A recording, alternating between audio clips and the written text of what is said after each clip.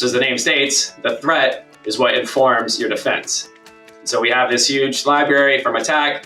Now we can go through each of those behaviors that we've already captured and start building our defenses around those behaviors.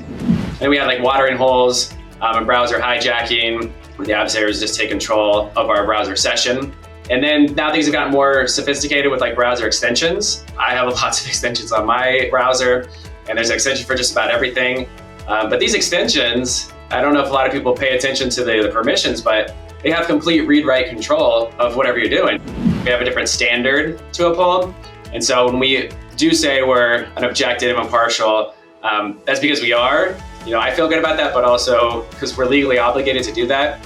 And so that allows us to speak to the government, speak to people, speak to you without any fear of impropriety happening or any pay to play.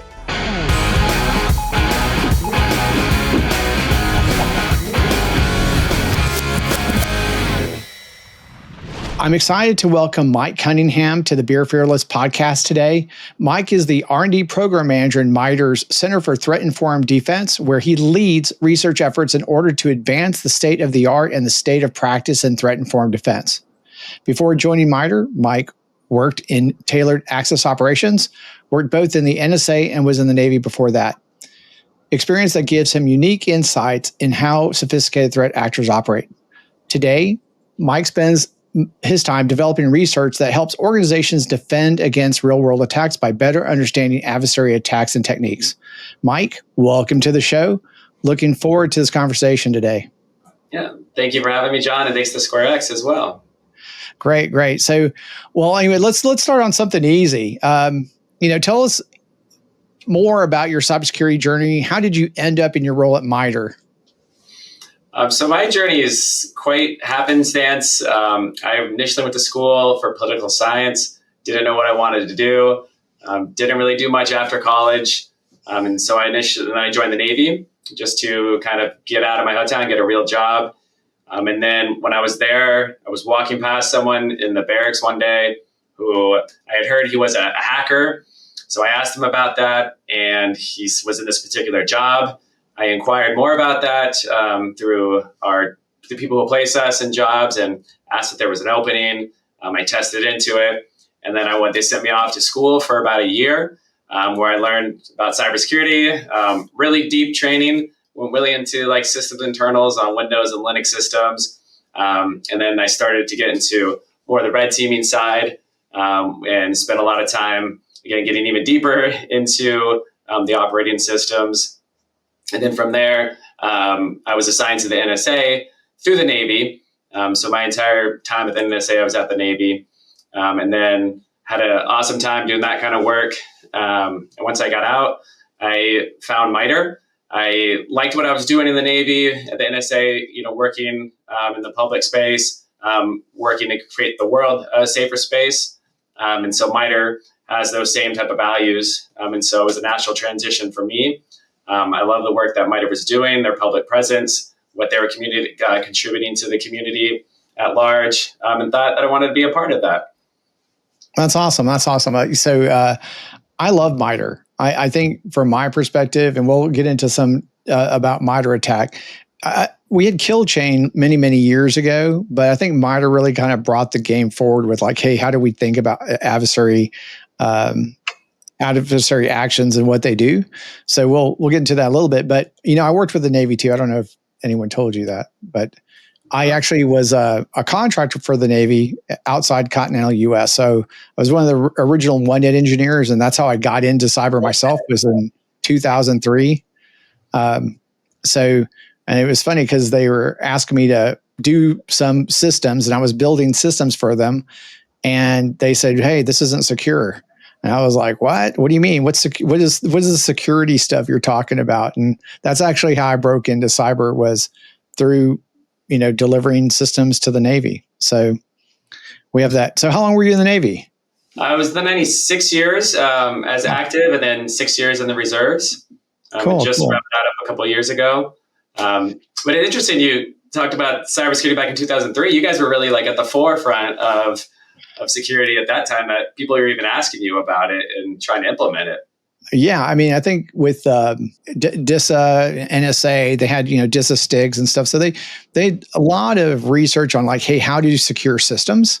So and that's what we implemented. We implemented according to DISA STIG guidelines. That's what we did. Even though I think what was interesting to me is that I really didn't put together the hardening aspects and the logging aspects and how do you configure everything until I had an actual attack that occurred on my own systems that that I was doing my own engineering and stuff on.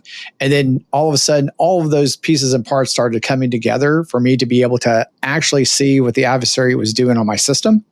And I think that's really when I got hooked, was when I could actually see the benefits of having the right log configurations, the right time configurations, and those kinds of things, and being able to understand what the initial access vector for that attacker was. And then, basically being able to, close that down. Right. But we definitely didn't have the language that we have today in 2003. Right. We have a lot more frameworks that are available to us today than we did back then. Am I sensing a segue here into attack? Yeah. Perfect. I mean, I think that again, I was trained on kill chain, back in the days, and that left a lot of room for like, how do you describe weaponization? How do you describe what we now would call initial access and those kinds of things? There are a lot of pieces and parts when you're like trying to describe an attack in some meaningful way. And I think, kind of, into the next question is like, could you explain the MITRE ATT&CK framework and what does threat-informed defense mean? Yeah. I mean, kill chain is awesome. We still use it today in a lot of our work, and attack was built a lot off of the foundations of the kill chain. But as you mentioned, we've evolved the kill chain. And so attack came out, which is a knowledge base of adversary behaviors, what we call tactics and techniques that are based off of real world observations. And this provides a common language to describe the why of an adversary, which is the tactic, and then the how of the adversary, which is the technique. And so an example of this might look like an adversary wants to access your credentials. This is the why. Why are they doing this? They're accessing your credentials. That's what the tactic is called. And then there are many ways that an adversary can access your credentials. One of those could be like credentials from a password store. This is the how, or the technique. And so the reason we create this structured language here is so when I'm talking to you about it, or I'm talking to my security team, we're speaking the same language. And I could say we need to prevent against credentials from password store. And we can now look at the detections against that specific technique. And it really helps us be able to speak the same way. It helps us work more efficiently and really understand the adversary from a greater perspective. And so using that language, we now have threat-informed defense, which is going to be the systematic application of defenses that is based on the knowledge of the adversary that we've captured in an attack. So as the name states, the threat is what informs your defense. And so we have this huge library from attack. Now we can go through each of those behaviors that we've already captured and start building our defenses around those behaviors. And within threat-informed defense, we have three dimensions. We have CTI, cyber threat intelligence, defensive measures, and then test and evaluation. And so the CTI program is going to give you a deep knowledge of the adversary. That knowledge will be used to create detection rules or security controls, whatever you have in your system. And then those detections, and then to test those detections, we can act as the adversary to see how well we're defending against those behaviors that we've already identified. And then we do that cycle, and we just continually evolve on that. Yeah, I like what you're saying. I think that in the, kind of going back to the kill chain methodologies, we had a couple of things like a mitigation scorecard, right? Where we would talk about, what actions we were observing and then how our defense laid in, how our defenses either blocked or did not block a particular part of the attack that was occurring or, wherever it was. But I think this definitely, goes up another level, right? You're basically saying that, well, two things I like about what you said. One is I love being threat informed, right? I like observations. I think in a lot of environments, we spend a lot of time in risk, right? We talk about risk a lot. And, anything can happen, right? There's a whole gamut of things. And when you prioritize your work, does this help me prioritize my work? Because I'm about to say, I think it helps me prioritize my work. Does this help me prioritize my work? Yeah. So when we are applying our defenses based off the threat, we can kind of ignore some of the weaknesses we might have that will never be attacked or exploited, and focus on the ones that we have a high knowledge of being exploited. So, like, for instance, if we see a new threat report come out on an adversary that's operating mostly in the Asia Pacific region, me in America, I don't necessarily need to worry about them as much. I can focus on the threats that are targeting my organizations and my industry. But if I'm just reading these threat reports and seeing the headlines and see that AlphaCat is going and doing these certain things over here, I might get scared and say, we need to invest in this infrastructure, this new product, defend against them. But they might never target us. So let's focus our defenses and our money and our resources on the threats that are most likely to attack us. And that's where we get into the prioritization. Right. So it sounds like, okay, so there's a little bit about like who your adversaries are, right? Because all adversaries don't target all companies, right? They tend to have basically, I must say MMO, right? Yeah. They have things that they do. They have habits that they have and they know their adversary economy works a certain way. So if they're stealing credentials and that's what they do in their part of their value chain, they're probably not going to be doing ransomware ops. Would you say, is that right way of thinking about it, or? Yeah.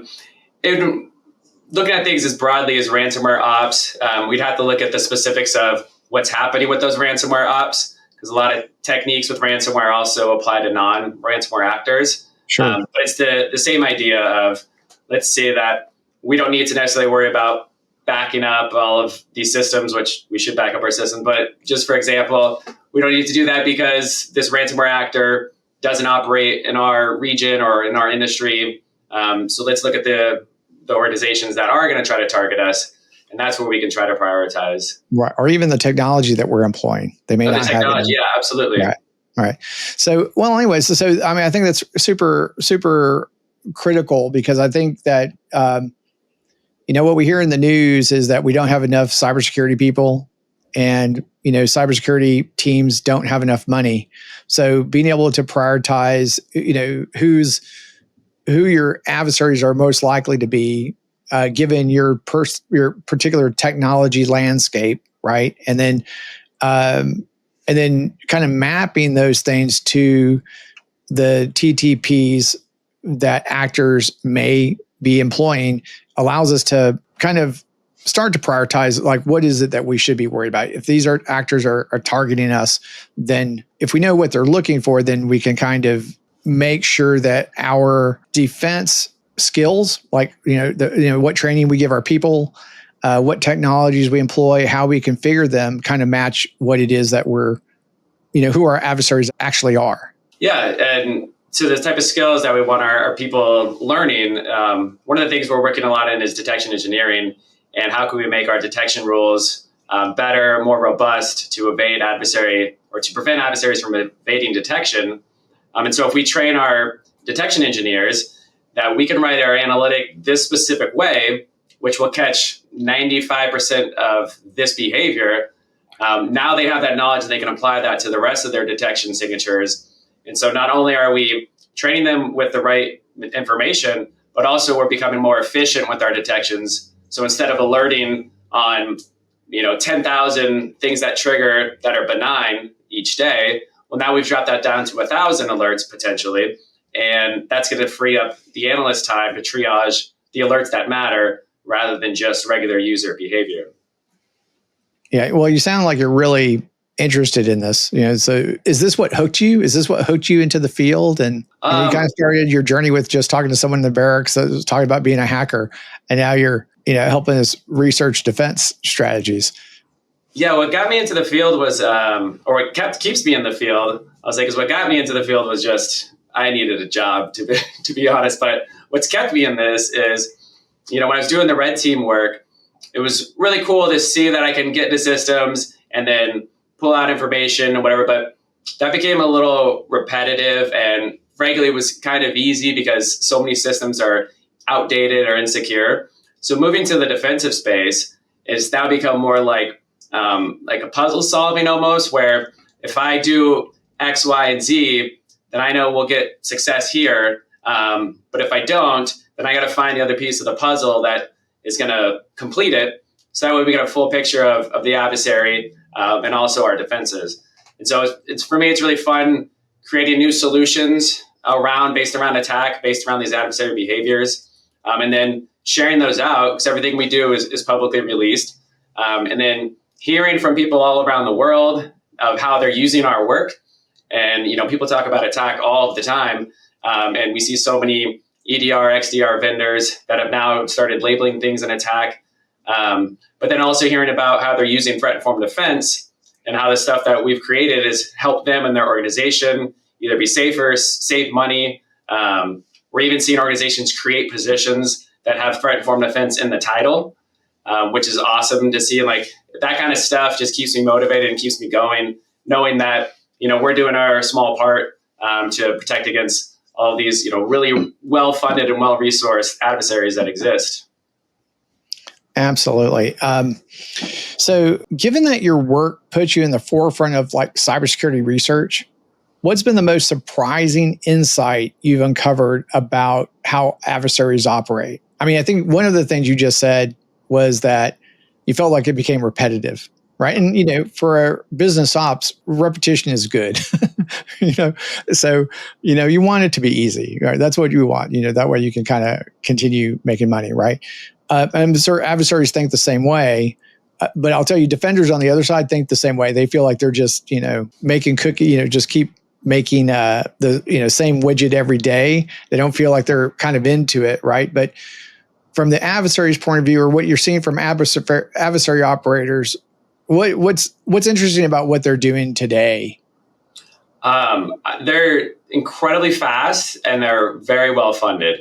And I, coming from the American government, we were well funded, but we didn't operate with the speed at which we see some of our counterparts, because we have a lot of laws that we follow in certain ways. And so we have to go through those procedures.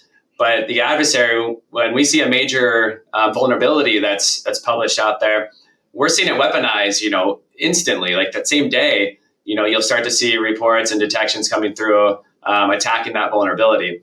And so they're not waiting on anything. They don't operate with the same laws and respect that we have. And so it's important for us, once we see those major vulnerabilities come out, that we go and look at our systems and say, do we have this technology? Are we exposed anywhere?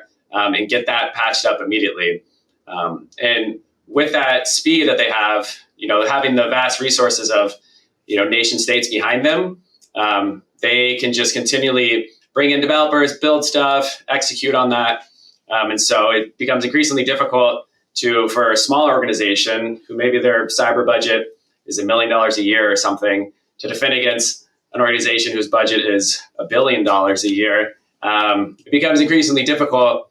And so going back to the prioritization piece, it's even more important to make sure you're prioritizing the right things and you're staying informed of what threats that would target you are doing right now.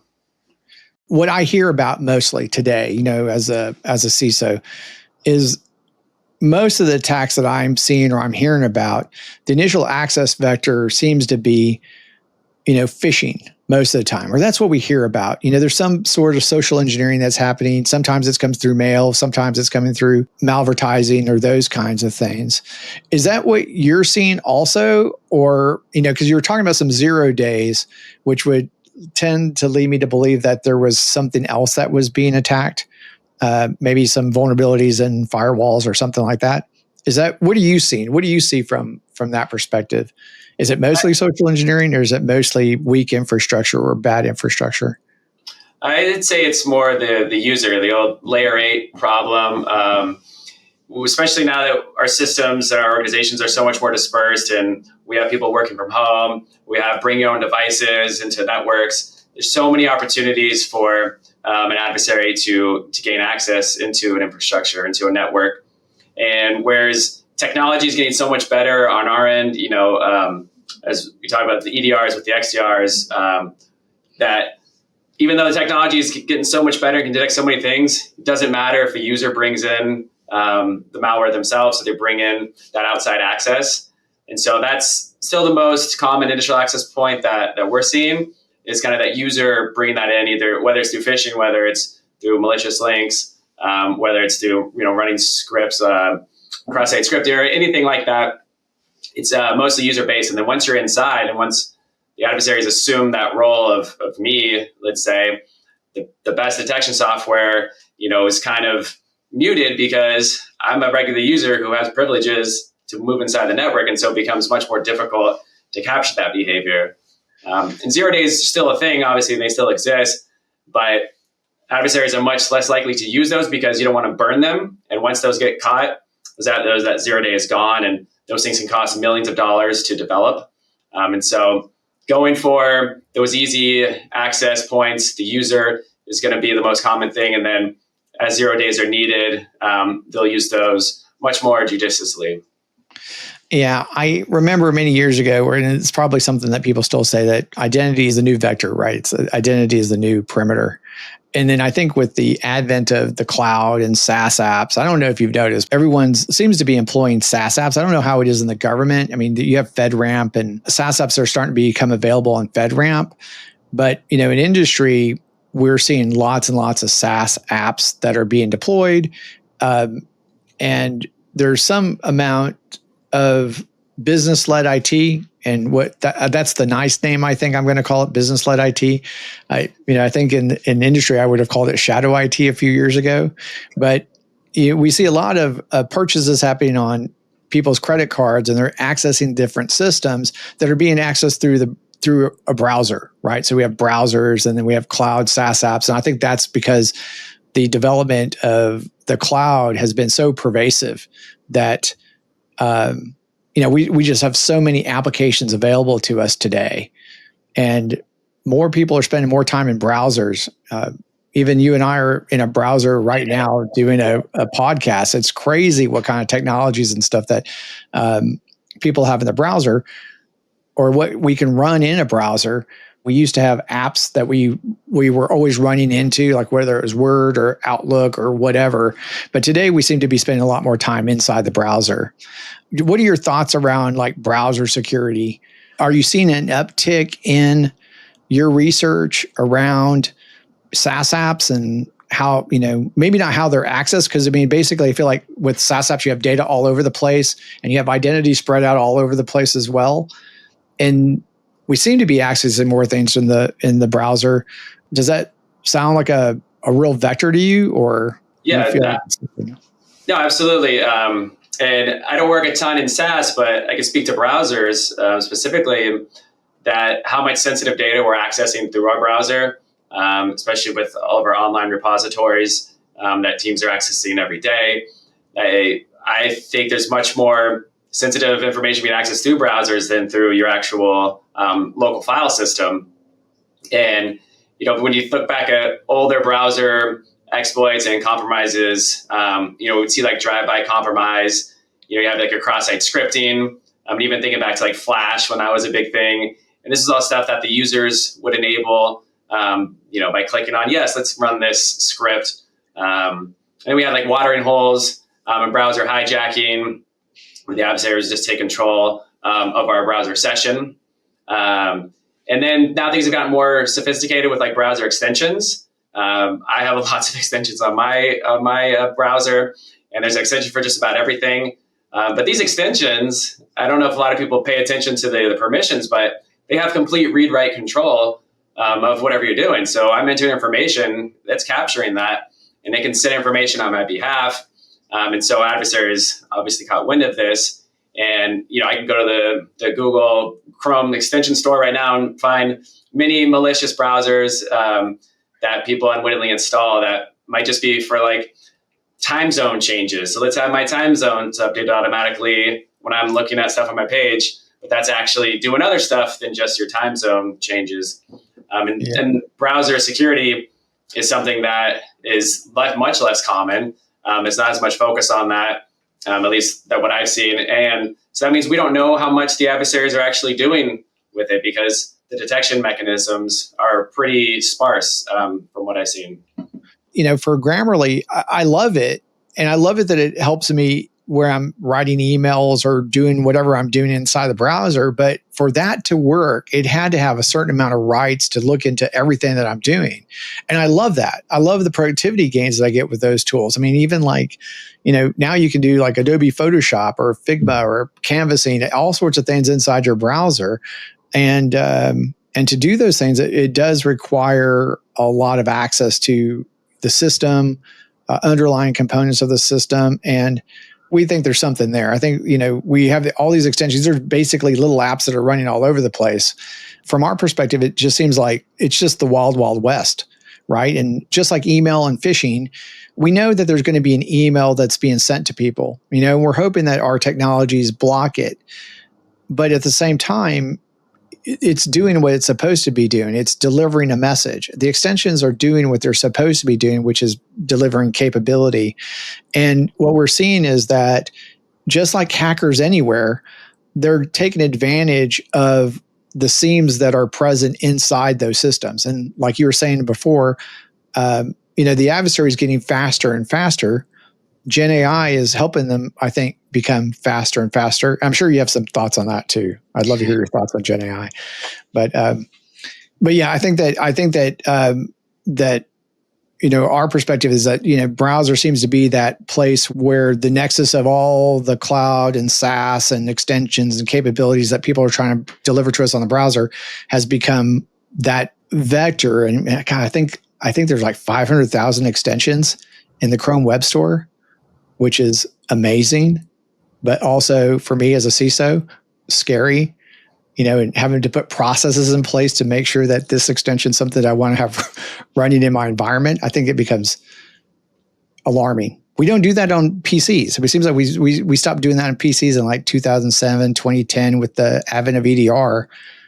Well, I think a big part of that is we have our browsers which are separate from our local file storage area, and there previously been that separation of your local disk to your browser. But now with all the extensions, with all the APIs that are built to enhance the user experience, it also opens up that connection to the local file store where I can pull up a file right now on my disk and pull it up in the browser because now everything is interconnected. So, the browser is now a part of your file system effectively. Yeah. And I remember, so I was looking at the DISA-STIG a few weeks ago on like hardening Chrome, and it was like, keep it up to date, make sure all your extensions are up to date. There really wasn't a lot around about it, just keep extensions up to date.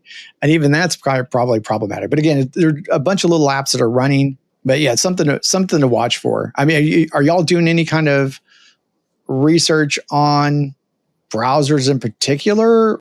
So the research we've done is based off of like publicly available information. So that's how like attack is all structured off of publicly available information. So if there's not an incident of certain behavior being successfully executed, then we won't catalog that at least publicly. We do have stuff, as I mentioned earlier, like drive-by compromise, browser session hijacking, cryptojacking. Those things which have been more commonly known, which are older, and so there's much more time to gather that evidence. But as more stuff comes out with browser attacks, it's definitely something that we will be sure to be pushing out to our community. Okay, cool. Well, let's shift away from browsers and stuff. Let's talk about research and threats a little bit more. Would you like to talk about trends a little bit, like what trends you're seeing? I'm sure, like trends in what space? Security trends, like in the attacks that you're seeing. Has there been any kind of surprising upticks in any particular class of attack from a defensive capabilities? Are you seeing any like positive trends or negative trends in defense capabilities? I sit with the attack trends. Something that seems obvious, but it's still surprising me is how prevalent ransomware still is. When it's something we've known about for many years, we know ways to protect against it. But we're still seeing major systems going offline that are impacting industries of healthcare, of power, things like that. And these are things that everyone knows about, and it's still so prevalent. And this kind of goes back to, are we informing our defenses based off of the threats that are out there? And what it's saying to me is that we have the defenses, but people are kind of either ignoring them. They're not devoting as much attention to their security program as they should be. And so it just will continually happen because the adversaries, they're just spraying their initial access, their phishing email across millions and millions of endpoints. And all you need to do is get one of those to get access into the system. And then this stuff, this malware has already been signatured.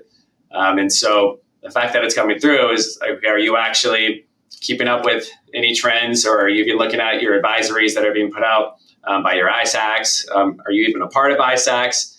Kind of these basic steps that go into security that a lot of organizations and just industries are kind of ignoring. Yeah, I definitely have thoughts on this. I mean, it's kind of different. I mean, you and I both worked with the military. I think I worked with them for 11 years. And I also worked in big finance as well. And when you have a regulated industry or a government agency, especially with the military, I felt like we were way more careful about two things: what it is that we allowed to operate in our environments, right? And we had lots of documentation on the systems, where we had HLDs and LLDs, and then we had our SOVOTs and everything else for engineering a system. So we somewhat knew how the system worked and how it's meant to operate in our environment. And it needed to be secure before we placed it in. Or at least that's my experience. I'm hoping you have a similar experience. In many companies today, continuity of their understanding of the systems that they're deploying just isn't there, right? Some of the people that deployed a system may not even be with the company anymore, or maybe a third party deployed that system into that environment. And the actual understanding of how that system operates is that knowledge isn't in the company. So people get really scared about updates.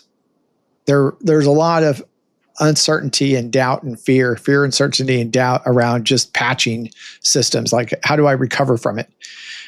And I think that's one of the main reasons why people, we know about ransomware. We know about these kits and we know about EDR tools, but we still have ransomware happen. And I just feel like it's maybe, lack of understanding of the system that the IT team is trying to stay up and running. They're worried about availability probably more than security, right? So I don't know if this is a cyber skills program. We can run a scanner. We can tell you that you have these vulnerabilities on a system. But I think it's the actual execution of patching and configuring things correctly that leads people to not take those actions, not maintain the systems the way they need to be maintained. And that itself is not a cybersecurity problem, but it's definitely affected as one, because the cyber engineers are not going to be doing patch management necessarily. That's typically run by a different group. And then you have the business operations group who just wants continuity. And cybersecurity can definitely get in the way of continuity when this system should not go online. And then you also have the old server in the closet adage that, where are these systems even at? What is that system even doing? Oh, that one thing is our entire database management server, and it's running on Windows 2000. Sure, we can't update that because that'll take down all of our availability to our customers. But that all starts at the top. My opinion is having buy-in that cybersecurity is a core function of the business and needs to be treated as such. Because as you brought up earlier, you don't want to put a system online until it's been fully vetted and it's secure. I've seen the opposite and had the opposite experience where we just need to get these online so we can have communications and get the system running. And you cyber people are in our way, so we're not going to listen to you right now. So getting the buy-in at the top to say cybersecurity is important, and it's not just important, but it's a part of the business operations, is something that we're still making ground on, and I think most security teams are trying to get leadership to feel that way.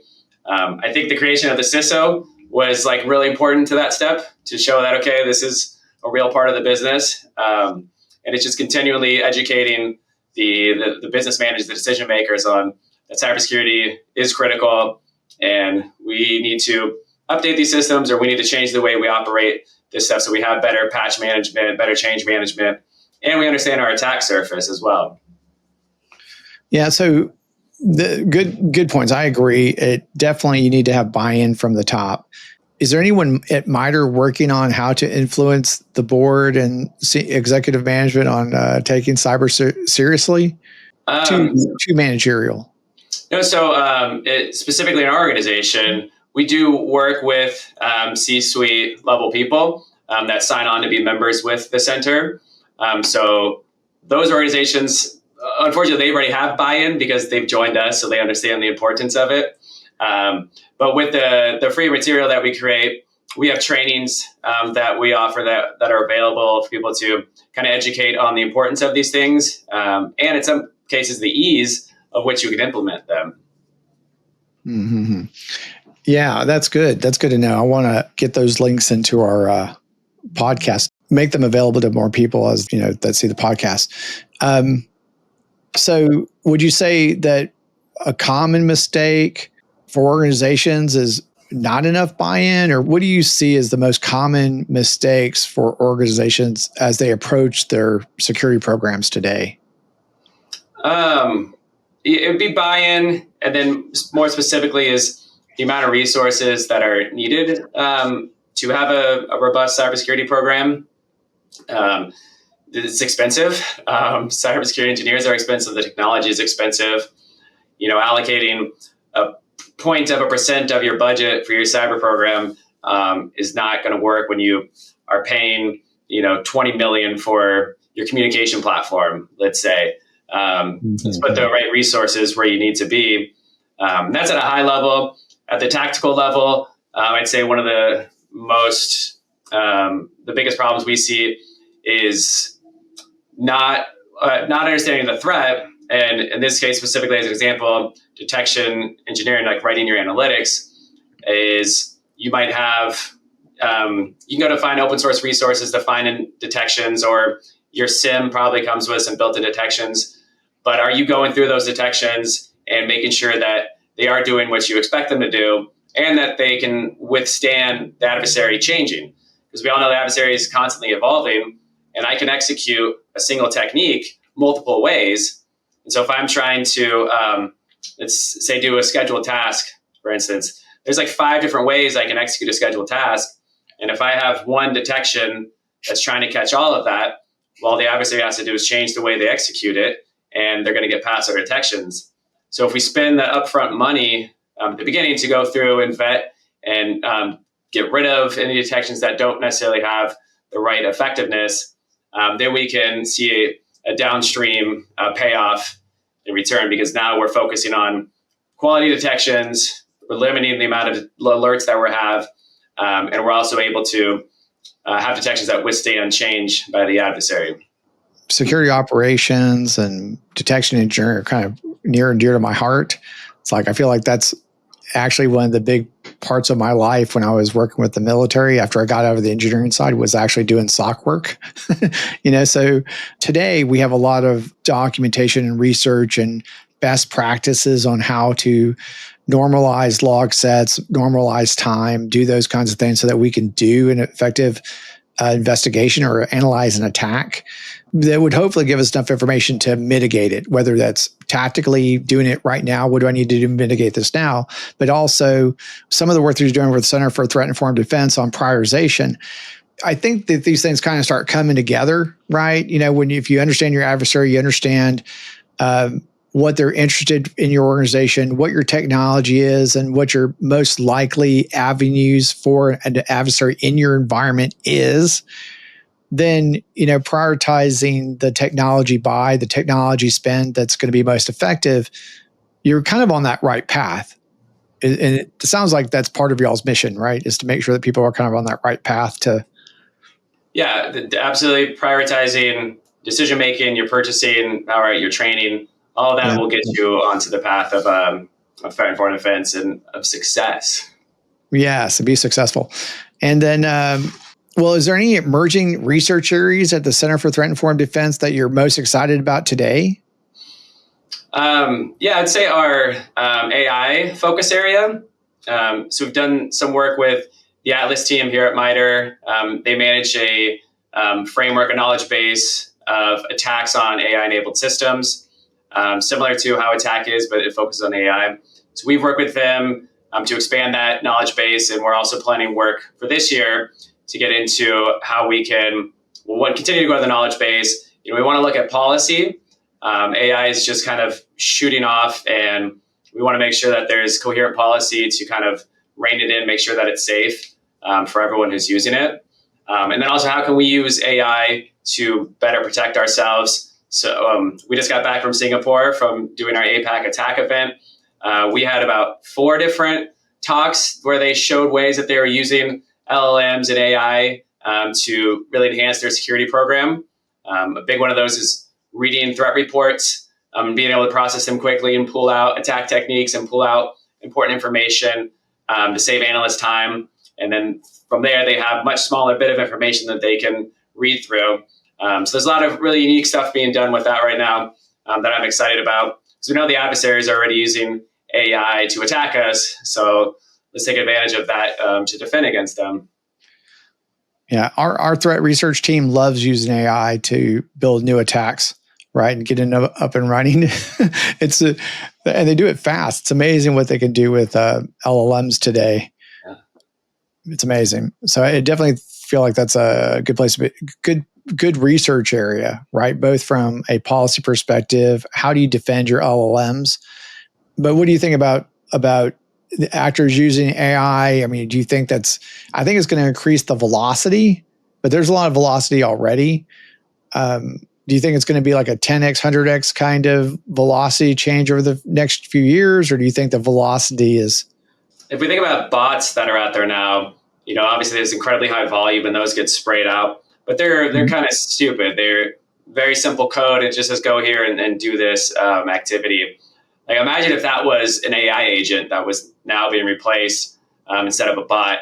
Then it kind of opens up all sorts of things. And now you effectively have a human operator on all of these devices, like on your refrigerator or on your microwave, all these smart devices we have now. Instead of just a couple of lines of code, now we have, effectively a human there who can carry out a full operation, which would then make it increasingly difficult for us to track that.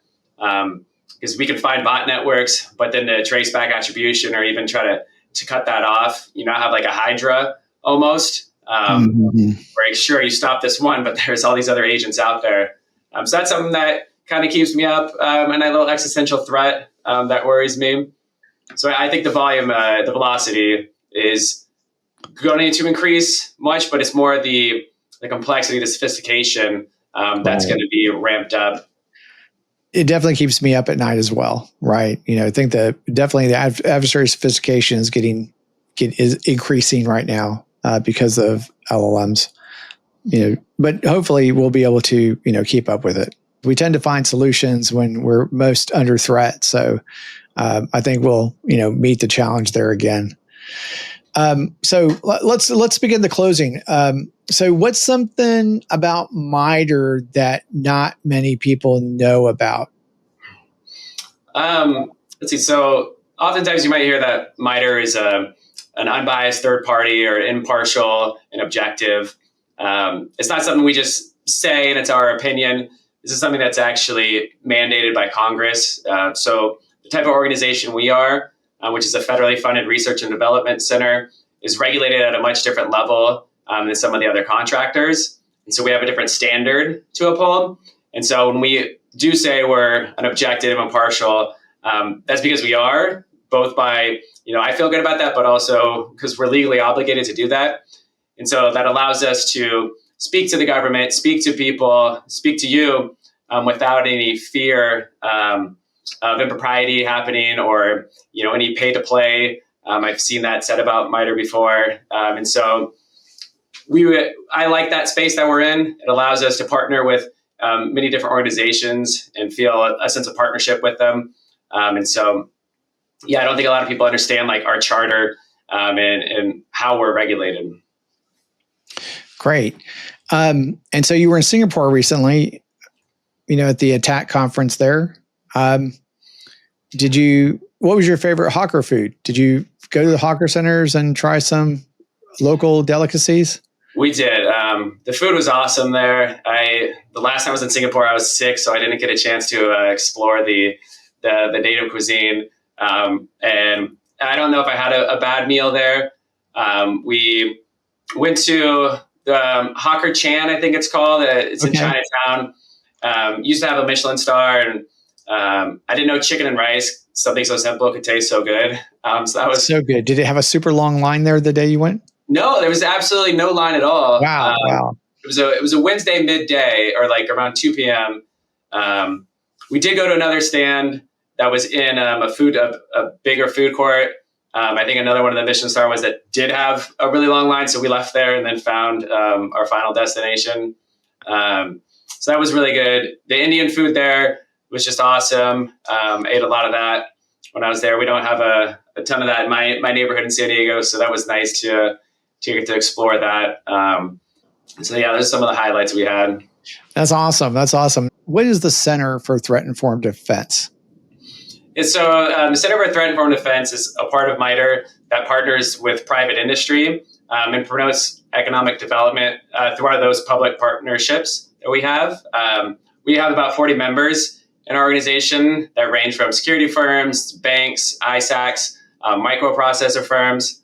And through these partnerships, we execute an R&D program that allows us to bring together expertise across those industries to solve difficult problems that either just individually you can't solve. And so we get the collective hive working together on that single solution.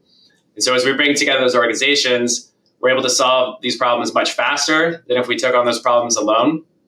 And with MITRE being the impartial and objective third party, like our partners can feel confident that their proprietary information is going to be safeguarded.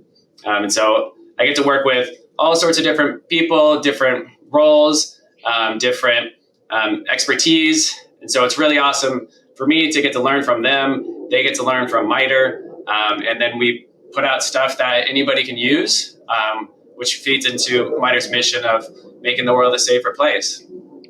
I love that. I think that I love that you're multi-industry and you're partnering with private industry as well. That because I think that we have something to learn. I think that every industry has something that is important to them, and they solve it. Like in manufacturing, they have a Purdue model, and in telecom, they have they have GSM that's securing how communications happen for our cell phones, et cetera.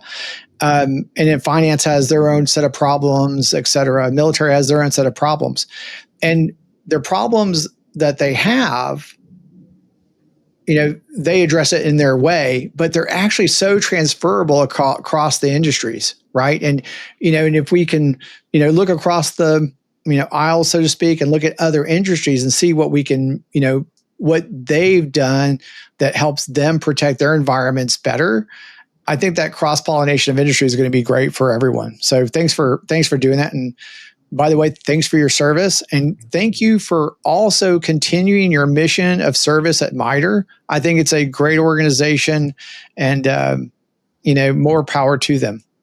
Let's keep them funded. Yeah, absolutely keep them funded. I appreciate you having me. Thanks to you and the SquareX team. This has been fun. Thanks, Mike. It's good meeting you. You too, John.